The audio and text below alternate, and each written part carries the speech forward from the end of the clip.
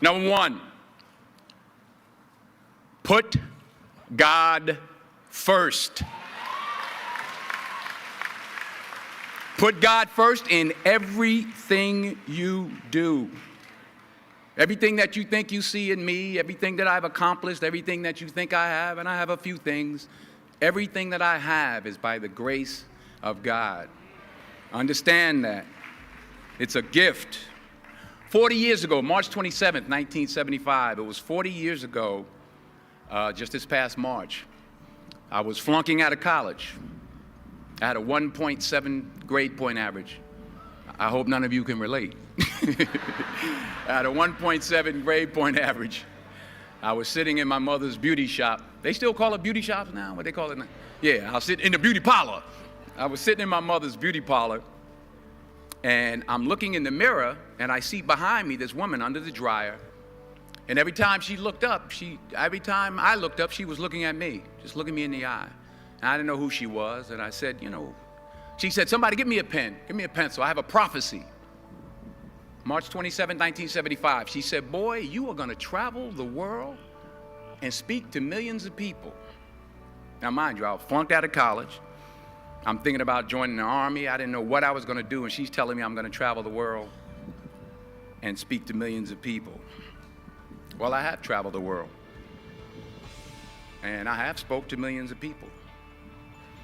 But that's not the most important thing, the success that I had. The most important thing is that what she taught me and what she told me that day has stayed with me since.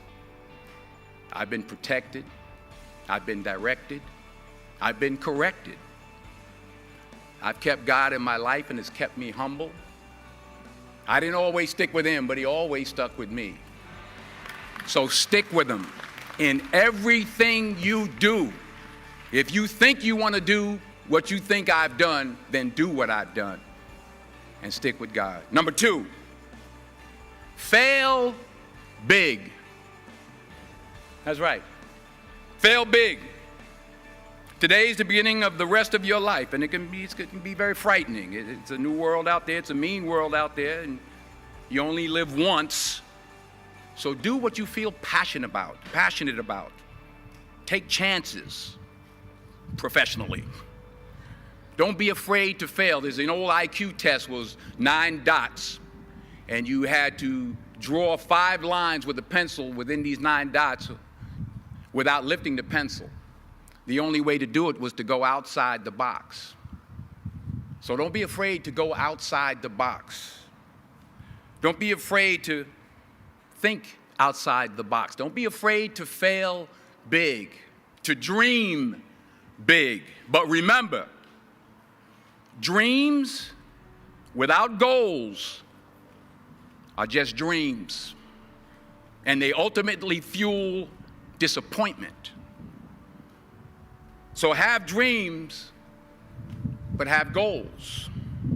Life goals, yearly goals, monthly goals, daily goals. I try to give myself a goal every day. Sometimes it's just to not curse somebody out. Simple goals, but have goals. And understand that to achieve these goals, you must apply discipline and consistency.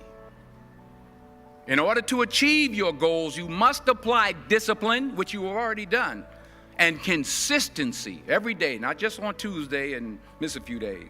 You have to work at it every day. You have to plan every day. You've heard the saying, we don't plan to fail, we fail to plan. Hard work works. Working really hard is what successful people do. And in this text, tweet, twerk world that you've grown up in, remember, just because you're doing a lot more doesn't mean you're getting a lot more done. Remember that. Just because you're doing a lot more doesn't mean you're getting a lot more done. Don't confuse movement with progress. My mother told me, she said, yeah, because you can run in place all the time and never get anywhere. So continue to strive, continue to have goals, continue to progress. Number 3, you'll never see a U-Haul behind a hearse. I'll say it again. You'll never see a U-Haul behind a hearse. I don't care how much money you make, you can't take it with you. The Egyptians tried it. They got robbed. That's all they got. You can't take it with you. And it's not how much you have. It's what you do with what you have. We all have different talents. Some of you will be doctors, some lawyers, some scientists, some educators, some nurses, some teachers. Yeah, okay. Some preachers. The most selfish thing you can do in this world is help someone else. Why is it selfish? Because the gratification, the goodness that comes to you, the good feeling that I get from helping others, nothing's better than that. Well, one or two things, but nothing's better than that. Not jewelry, not big house I have, not the cars, but it's the joy. That's where the joy is, in helping others. That's where the success is, in helping others. Finally, I pray that you put your slippers way under the bed tonight, so that when you wake up in the morning, you have to get on your knees to reach them. And while you're down there, say thank you for grace. Thank you for mercy. Thank you for understanding. Thank you for wisdom. Thank you for parents. Thank you for love. Thank you for kindness. Thank you for humility. Thank you for peace. Thank you for prosperity. Say thank you in advance for what's already yours. It's how I live my life. That's why I am, one of the reasons why I am today.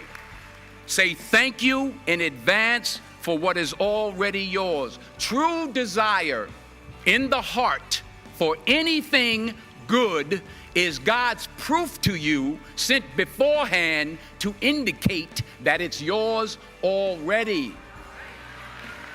I'll say it again. True desire in the heart, that itch that you have, whatever it is you want to do, that thing that you want to do to help others and to grow and to make money, that desire, that itch, that's God's proof to you, sent beforehand already to indicate that it's yours. And anything you want good, you can have. So claim it. Work hard to get it. When you get it, reach back. Pull someone else up. Each one, teach one. Don't just aspire to make a living. Aspire to make a difference.